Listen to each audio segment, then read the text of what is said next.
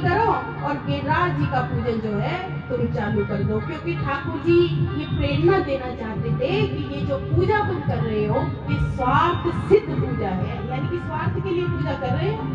और पूजन जो है वो स्वार्थ सिद्धि के लिए नहीं होता। कभी भी पूजन है ना स्वार्थ सिद्धि के लिए नहीं करना चाहिए कि हे प्रभु हम इसलिए पूजन कर रहे हैं, हमें ये मिल जाए ये मिल जाए। जैसे एक दिन पहले भी मैंने चर्चा की थी कि भगवान को क्या पता नहीं है तुम्हें क्या चाहिए।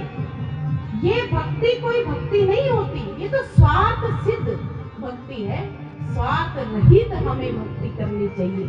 भगवान सब अपने आप आपको दे देंगे। क्या हो सकता है आपको अच्छा दे दे ठाकुर जी? कम सोचा हो आपने, मांगोगे कम और ठाकुर जी बहुत अच्छा दे देंगे।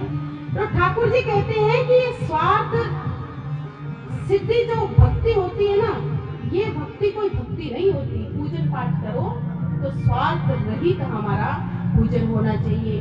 लेकिन कलयुग के जो लोग हैं ना, केवल और केवल अपनी मनोकामना पूर्ति के लिए भगवान का भजन करते हैं ना, मनोकामना पूरी के लिए। हाँ ठाकुर जी ये काम हो जाए, हम भंडारा करवा देंगे। अरे कैसे भंडारा करवा दोगे? ठाकुर जी के लिए कोई भला भंडारा करवा सकता है क्या? इसलिए स्वार्थ रहित जो भक्ति है वही भक्ति जो है सच्ची मानी जाती है। अब कलयुग का एक भक्त था। अब कोई उस व्यक्ति को ऐसा लगा कि मुझे कुछ प्राप्त करना है, तो कौन से भगवान जो है वो सबसे जल्दी प्रसन्न होते हैं उसने सोचा। अब सोचा कि ब्रह्मा विष्णु महेश में से कौन सा प्रसन्न होगा। बोले ब्रह्मा जी की पूजन करता हूँ मैं, ब्रह्मा जी की साधना करता हूँ, क्योंकि ब्रह्मा जी के भक्त जो है ना थोड़े होते हैं। तो उसने भगवान को भजा और भजन करके तपस्या करके उसने ब्रह्मा जी को प्रकट कर लिया। ब्रह्मा जी प्रकट हुए। अब ब्रह्मा जी प्रकट होकर ब्रह्मा जी ने भी सोचा कि चलो मेरा इतना अच्छा भक्त आया है। ब्रह्मा जी ने कहा बेटा मांग, क्या मांगना चाहता है? ब्रह्मा जी ने सोचा कि इसको वरदान दूंगा, क्योंकि क्या ये शंकर भगवान नारायण भगवान यही वरदान दे सकते हैं, मैं भी वरदान दे सकता हूँ। मांग बेटा क्या मांगता है? कलयुगी जीव था, कलयुगी भक्त था। उसने कहा कि देखो भगवान हमें एक नहीं मुझे तो तीन वरदान चाहिए। बोले बेटा मांग, क्या मांगना चाहते हैं? तो कहते वो व्यक्ति बोलता है कि देखो महाराज अभी तक देखो हमारी उम्र हो गई है, लेकिन एक चंद्रमुखी जो हमें मिल जाती। सबसे पहले उसने मकान की डिमांड की कि देखो मेरे पास अभी घर नहीं है, तो मैं चाहता हूँ मुझे एक ना घर मिल जाए। तो ब्रह्मा जी ने कहा तो खास तो, क्योंकि ब्रह्मा जी ने सोचा कि थोड़े कम भक्त होते हैं, अब जितने भी वरदान ये तीन मांग रहे हैं तो दे दो इसको, क्योंकि ये भी भाग जाएगा नहीं तो। अब बोले क्या? बोले मकान चाहिए मुझे, घर चाहिए रहने के लिए, है नहीं। ब्रह्मा जी कहते तो खास तो घर मिल गया। अब बोले दूसरा वरदान प्रभु ये दे दीजिए। अब देखो अभी तक हमारा ब्याह नहीं हुआ है, अब ब्याह कोई चंद्रमुखी मिल जाए तो मेरा ब्याह हो जाएगा।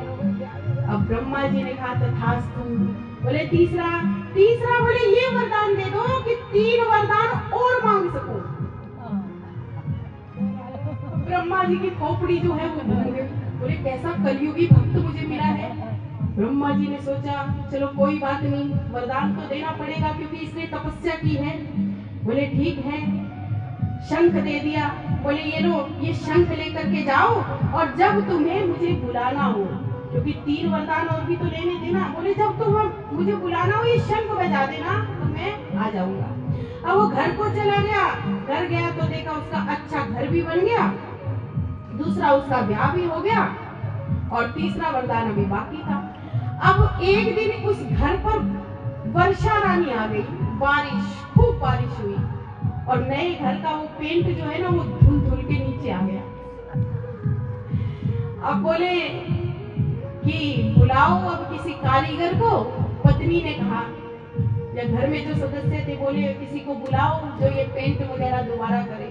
तो कहते किसी को क्यों बुलाना, ब्रह्मा जी है ना। बोले ब्रह्मा जी करेंगे अब तो जो करेंगे। शंख बजाया, ब्रह्मा जी प्रकट हो गए। बोले हाँ मांग बेटा, क्या मांग है। ब्रह्मा जी बेचारे फंस गए। अब बोले ब्रह्मा जी पहला वरदान ये दे दो कि हमारे जो मकान है उस पर कभी वर्षा ना हो। बोले तथास्तु। और बोले दूसरा बोले हमारे घर की पुताई करो। करनी पड़ेगी। बोले तीसरा वरदान ये दे दो कि मैं 3 वरदान और मांग सकूं। ब्रह्मा जी बेचारे बड़े परेशान हो गए। ब्रह्मा जी भागे गए नारद जी के पास। नारद जी को जाकर के कहते हैं कि प्रभु मेरी एक विडंबना है, इसको कैसे दूर करूं। बोले आप नारायण भगवान के पास जाओ। नारायण भगवान के पास जाकर के कहते हैं कि प्रभु ये कलियुगी भक्त एक मुझे मिला है, इस भक्त से मुझे बचाइए। भगवान कहते हैं कि ये कलियुगी जीव है, ये ऐसे ही तुम्हें भजने वाला नहीं है। बोले कि प्रभु मेरा आपसे निवेदन है, कुछ कीजिए आप। तो फिर उसकी बुद्धि में क्या है, उसकी जिह्वा पर मां सरस्वती को भगवान नारायण ने बिठाया है और फिर प्रकट किया शंख बजाकर उसने। तो बोले पहला वरदान मांगा कि प्रभु मुक्ति दे दो। दूसरा बोले प्रभु मुक्ति मिल जाए। तीसरा बोले ब्रह्मा जी हमारे मन में कभी आपसे कुछ मांगना ही ना आए। तब जाकर ब्रह्मा जी की जान छूटी। ब्रह्मा जी बोले कि कैसा भक्त। बोले अब तो कोई छींक भी आ जाए ना, कोई जुकाम भी हो जाए ना, तो दवाई लेने नहीं जाता। वो कहता नहीं ब्रह्मा जी है ना, ब्रह्मा जी इलाज करेंगे, ब्रह्मा जी पुताई करेंगे। ये सारे संसार की विडंबनाएं। कलयुग में जितने भी भक्त है ना, कोई ऐसे नहीं भजता, लेकिन असली भक्ति वही मानी जाती है जो केवल स्वार्थ रहित, जिसमें कोई मांग ना हो ठाकुर जी से, केवल और केवल भगवान के चरणों का अनुराग मांगो, भक्ति मांगो। तुलसीदास जी ने क्या मांगा था भगवान से? भक्ति मांगी थी केवल। जब प्रकट हुए ना था भगवान श्री राम, तो तुलसीदास जी से पूछा बेटा क्या मांग है तेरी, बता। तो जो जिन चीजों के पीछे हम भागते रहते हैं ना, उनको तो एक दरकिनार कर दिया। कोई धन दौलत नहीं मांगी। बोले मुझे आपसे केवल और केवल भक्ति चाहिए। भक्ति भी कैसी चाहिए? बोले देने से पहले एक शर्त है मेरी, तभी देना जब दिन दुगनी रात चौगनी वो भक्ति जो बढ़नी चाहिए। मांग केवल और केवल तुलसीदास जी जैसी होनी चाहिए।